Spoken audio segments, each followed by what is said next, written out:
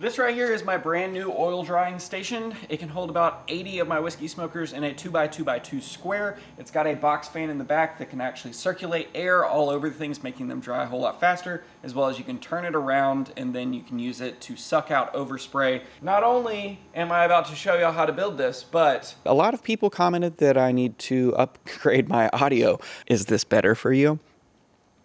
If you end up getting these files off of my website, cncalater.com, you can see that it is split up into different sections. The racks themselves, we have the two walls, and then we have the top and then the outline for the bottom. Now the bottom I just cut on the table saw because it is just a very simple shape, but the top, it has an integrated rack. I'm running a toolpath across the profile line just so that I can mark out where I need to put in the blocking for these racks to actually sit on, which are just 1x1 pieces of lumber that I tack onto the inside, and that is what's going to be able to make our side shelves for our racks to be able to sit on. All of this is made out of 1/2-inch plywood, so for the racks themselves, I went in and put in pockets, and I'm just going down 1/4 of an inch and then cut out the very center and then cut out the outline, and those pockets are what these little like silicone mat things lay on. These are meant for kitchens to be able to like, I guess, roll over sinks and then like dry your stuff. But when I first saw them, I thought that they were perfect for this because I can have both oil and lacquer by using the same racks in this system by just switching out those silicone mats. They're like $5 a piece.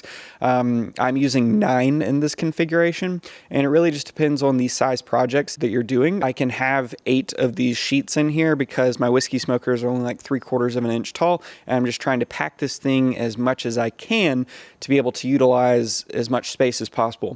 Now, in the past, if you've been following my channel at all, you know that I use mineral oil to finish the majority of my projects. Not only is it fast, but it is very cheap and it is food safe. There's just a ton of upsides to it. You can go and you can use whatever finish you want, but for me personally, I just think mineral oil is the jam. So if you're looking to get that, I get mine off of Amazon. I'll have that link down below. But if you've got a Tractor Supply or anywhere that like supplies stuff for livestock, they've got huge jugs of mineral oil that are normally cheaper than anything else. Mineral oil can be found like in the laxative section of like Walmart or CVS or whatever. Mineral oil is like really, really versatile. It's used for a ton of things in life. So don't go out and just buy mineral oil for cutting boards. It's the exact same thing as buying just bulk mineral oil. So I made these racks so that would fit over these tubs specifically. Those tubs I got from Costco, but I'll try and find something similar on Amazon, link down below if you don't have a Costco membership. But these are 45-liter tubs, and I ended up putting 3 gallons of mineral oil, and that was able to cover 64 of my whiskey smokers at a single time. And those 3 gallons cost me around like $70 or something like that, but I can reuse that over and over and over again. So I take the dunked part out, I put it onto that rack, I let it drip out for a second, and then I put that rack into the drying station. Now the second bucket really is great because after I did all 9 of these racks, I ended up with about a cup of mineral oil that I reclaimed. And in my previous method, all that was just going on the ground. I would normally put up sawhorses, and then I would put pieces of plywood on top of that, and I would kind of set it out in the sun. So the box fan in the back hits the filter. That not only makes it so that none of the airborne particles in the shop are getting directly pushed onto the drying product, but it also dissipates the air a whole lot. It reaches all the spaces inside of the station as well.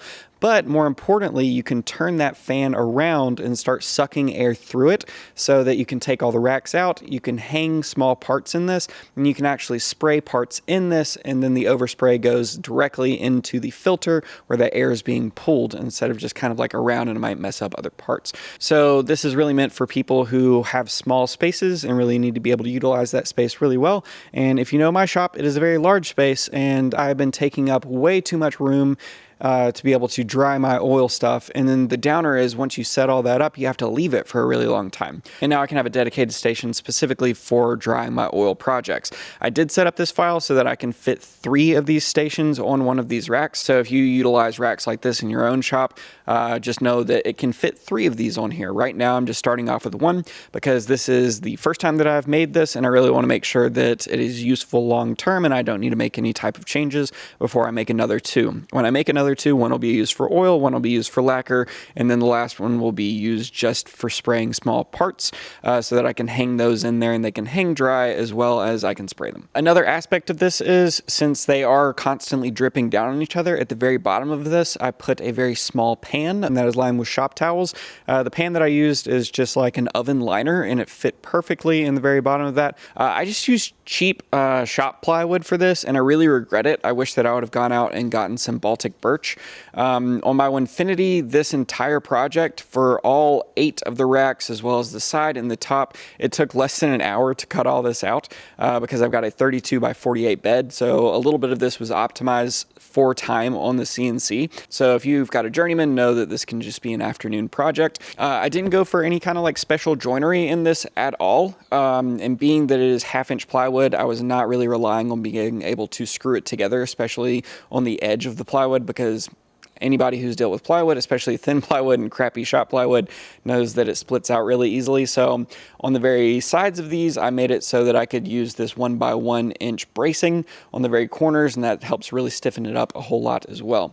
Now for the filter, in order to access it from the top, as well as to give it a positive stop at the very bottom, I did build this little like thing that goes in the bottom that it rests upon, and it has little lips on the side. That was just super simple. One of the reasons that I used 1/2-inch plywood was just space optimization. But if I were to use 3/4-inch material for these racks, that extra 1/4 of an inch compounded 8 times would be an additional 2 inches of space that I would not be able to use in this, which I think would have eliminated one of my racks.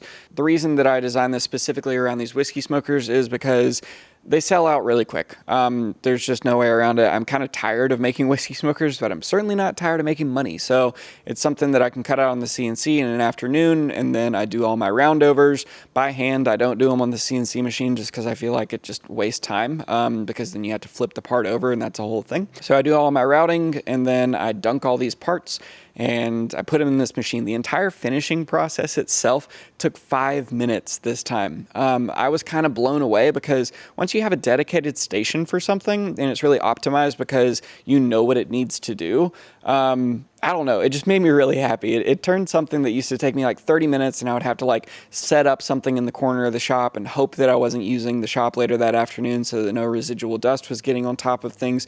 It turned that whole process into honestly kind of like a joy. Time-wise in the shop, if you had an 8-hour day, you could not only cut out all 64 of these whiskey smokers and finish them, but you could also make this entire station all in one day. If you watched one of my past videos on how to make a good product, I go over that solving a problem in your personal life is the easiest way to make a really good product, and I think that's just kind of where things went in here for me. Now if you're out there and you're thinking like, what about like wire cooking racks? Why didn't I just use that for that instead of cutting out all these parts and using those? It's just an expense thing. They were just more expensive, and I couldn't find something that really optimized for the space for the tubs as well as for what I was trying to do specifically on this rack. So these little silicone things worked out really well. And the silicone things, you can take them out and then you can put different ones in. If you just want to create one of these stations, just buy more of the silicone mats, put a piece of blue tape on the ones that are used for lacquer versus the ones that are used for oil. And you can just switch those out depending on the type of finish that you're using for the station itself. I just finished all of these, and I have a market in less than 24 hours. So hopefully all these things will dry up. And for anybody out there who is selling these whiskey smokers, I have started putting the chips in these like little cloth bags. I think they look nice. They'll certainly look nicer in the store than the little plastic baggies that I was using. If you are watching this within like the first 8 hours of it being posted, I am currently sitting at a store selling these. So I'm very interested to see how they will sell, but the really nice part is I will be leaving all of the additional ones that do not sell. I'll be leaving them at that store, which is a really cool setup that I have. I'll be doing an entire video later on my entire process for the whiskey smokers because I have been getting a ton of questions about them, and I want to make sure that it is all done correctly. I'll be talking about this drying station as a part of it, but I wanted to do a dedicated video on this. Is my audio better? Was it worse? Is it something that matters? Should I take it like this far away from me? Should it be like boomed into the side? I don't know. Video's easy. Audio's difficult, or at least for me. Thanks for stopping by the shop, and I will see y'all later. Bye. But really, is my audio better? Because now I have to like hold this thing. Let me know. Comment down below. I'm starting to put at the very end of my videos how long it took me to shoot and how long it took me to edit, so that I can then add that up at the end of next year and kind of see, based on AdSense, how much per hour I made just off of AdSense. I think it'll be fun. So yeah, liking the video helps. If you're still here watching this right now, thank you. It's really cool. Statistically, it's like 9% of people. Bye.